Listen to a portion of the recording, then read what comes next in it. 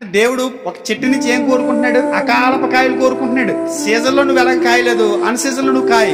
అకాలపు కాయలు అంటే యోసేపు గారినే చూద్దాం. ఆత్మ ఫలాల్లో ఆశ నిగ్రహం అనే ఒక ఫ్రూట్.